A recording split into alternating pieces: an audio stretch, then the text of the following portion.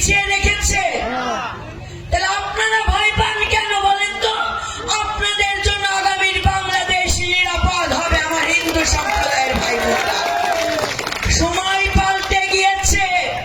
17 বছর ফ্যাসিবাদ শেখ হাসিনা এই হিন্দুদেরকে ব্যবহার করেছে, কখনো ভোট ব্যাংক হিসেবে, আবার যখন ভোটের প্রয়োজন হয় না তখন তাদের বাড়ি ঘর দখল করে।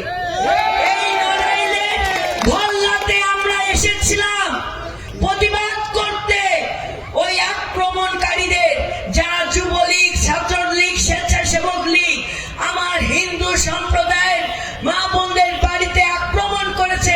সেখানে আমরা প্রমাণ সহ প্রতিবেদন দাখিল করেছি।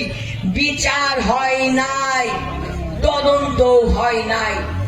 তাই মা বোনেরা বলছি, আগামী দিনে আমার হিন্দু সম্প্রদায়, বৌদ্ধ সম্প্রদায়, খ্রিস্টান সম্প্রদায়, মুসলিম সম্প্রদায় সকলের সম অধিকার নিশ্চিত করবে আগামী দিনে বিএনপি ক্ষমতায় আসবে।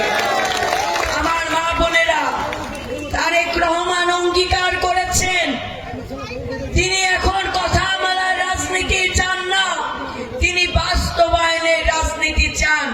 তিনি অঙ্গীকার করেছেন প্রতিটি কন্যা সন্তানের স্বপ্ন পূরণের পাশে রাষ্ট্র হবে তার সঙ্গী, প্রতিবন্ধক না।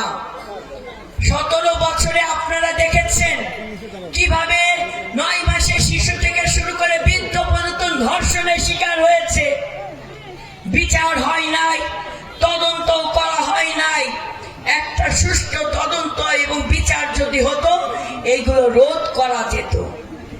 তাই আপনার সন্তান, যে কন্যা সন্তান এক বাড়ি থেকে আরেক বাড়ি যাবে, তাতেই তো নিরাপদ না।